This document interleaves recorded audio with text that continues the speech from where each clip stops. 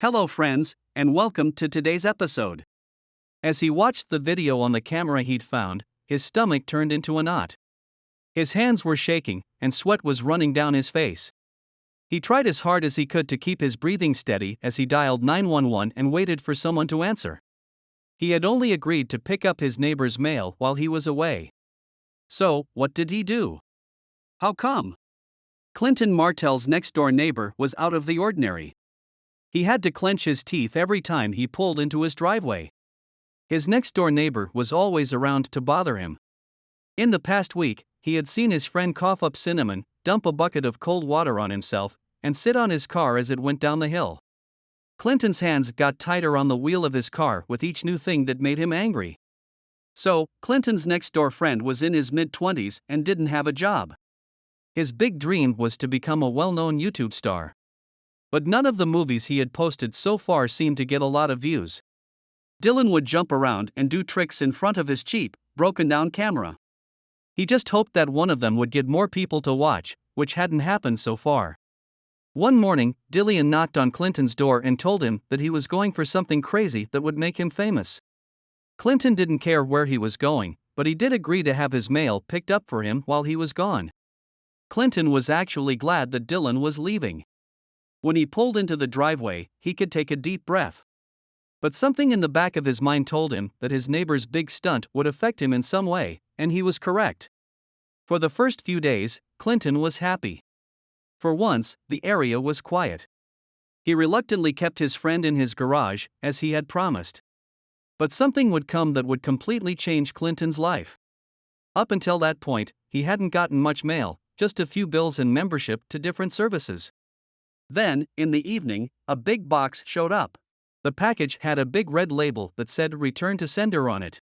Clinton was in good shape, but the box was so heavy that it was hard for him to lift it. He thought about how he would move the big thing from his neighbor's porch to his garage, which wasn't very far away. He used all of his strength to pull the box up to his front door. He thought it might be best to keep it inside, but that was a big mistake. Clinton had a second thought and decided to take it to the garage. It's not like the place wasn't safe. But his garage door wasn't the most reliable thing in the world. He was sick of having to fight with his door, which never worked right. Now that it was easy, he just parked outside. But Clinton held on to the big package as he tried to open the gate. The original problem that set things in motion that couldn't be stopped. As Clinton opened the door to his garage, the weight of the box made his knees buckle. Then, though, something awful happened. As he began to lose his grip, he swore, and the heavy package fell to the ground. He also thought he heard a weak crack coming from inside the package. He only hoped that nothing inside was broken. He wasn't going to say anything to his neighbor. When he got home, he would see if his neighbor had noticed. Even if he did, he could say it didn't happen, and his friend would have to think it did. Clinton pulled the big box through his garage and into his house. He put it in a clear spot and left it there. But he didn't know that he still had to deal with the box. Clinton shut the garage, which was full of strange things, and quickly forgot about it. The second mistake he made. After a few days, his house started to have a strange smell. At first, the sickly sweet smell was barely visible, but it got worse over time. At some point, it got so bad that Clinton had to look for the cause. After following the smell, it didn't take Clinton long to figure out where it was coming from the box. Clinton kicked the garage door open and was shocked by how bad it smelled inside. He ran back to the house to get a pair of knives. He thought it must be one of those meat of the month clubs. I guess the meat had gone bad. Now that he was really mad, he wondered why his annoying neighbor hadn't told him. How much meat did that fool order? A freaking whole cow? He put his shirt over his nose and threw up as he walked toward the box. When Clinton's eyes stopped running, he saw that the bottom of the cardboard box was wet. Great, he barked. If he tried to pull the box outside, it would break and spill rotten meat all over his garage floor. He would have to open the box and take each piece of rotten meat out one at a time. He quickly cut through the tape with the knives, but when he got the box open, he almost passed out. Clinton stumbled back as the smell hit him like a punch in the gut in waves. He just couldn't handle the smell or the horrible things inside the box. Before he tried again, he ran outside to clear his head. The smell was so bad that it stuck to his clothes and burned his nose. He tried everything to get rid of the smell, but nothing worked. Not an air cleaner, a face mask, a change of clothes, or 3 baths. And every second that the box stayed in his shed, the smell had more time to spread through his house. It was time to do what needed to be done. This time, when Clinton went back to the garage, he was ready. He went over to the horror box in the corner, which seemed to be waiting for him. He had a clothes peg, rubber gloves, a trash bag, and a bottle of bleach. He put on the gloves because he didn't want to touch what was inside. But in the end, he didn't need any of these things. He turned his head away from the box and put his hand in it. Clinton almost jumped when his fingers closed on a hard, rectangle object near the top of the box.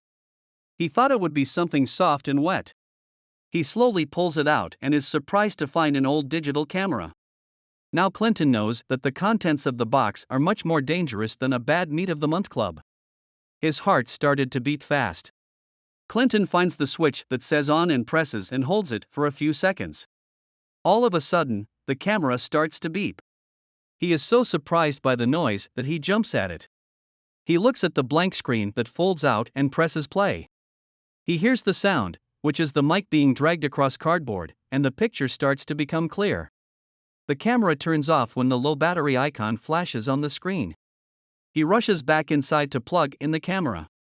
Clinton watches the hours of video as he fast forwards through them while sitting on his bed. When he finally figures out what he is looking at, cold sweat starts to run down his face. "Oh my God," he screams. He needs all his courage to open the box and look inside. How could something like this happen?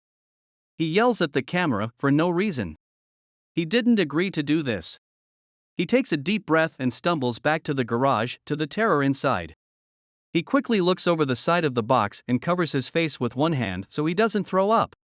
He can just make out the shape of an arm and a finger, which scares him. He calls 911 as he tries to keep his hands from shaking. The video was from one of his neighbor's stupid vlogs. The recording was made from inside a box. After a few minutes, the cops show up. The first part of the video was a badly shot vlog of his friend talking straight to the camera. Dylan shouts into the mic, "Today I'm going to do something epic." He records himself getting into a huge box while holding the camera in one hand. He says, "I'm going to mail myself to my house." The camera moves to the bottom of the box, where it shows that Dylan packed food, blankets, flashlights, and bottles for the trip. He keeps recording himself inside the box at short times to give updates as he is taken to his location. As Dylan gives his last report on his progress, the camera falls over and the picture goes black. It records hours and hours of nothing but darkness. But the last update on the camera is a picture of Clinton's shocked face as he pulls the camera out. When the cops got there, Clinton told them everything. They didn't bother with the video. Instead, they went straight to looking into the box. Clinton was about to be surprised again.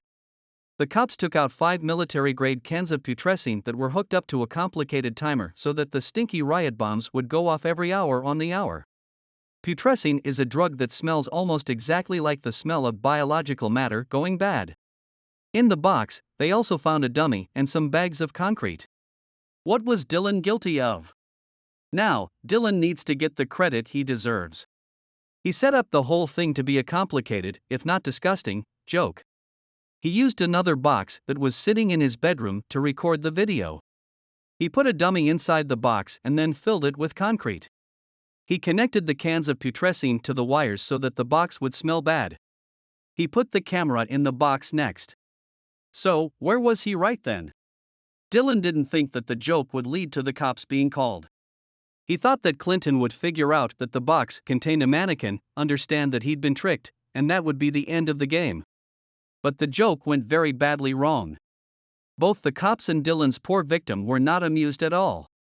Still, Dylan had watched the whole thing from his window and, without knowing it, had recorded Clinton's fight with the box from beginning to end.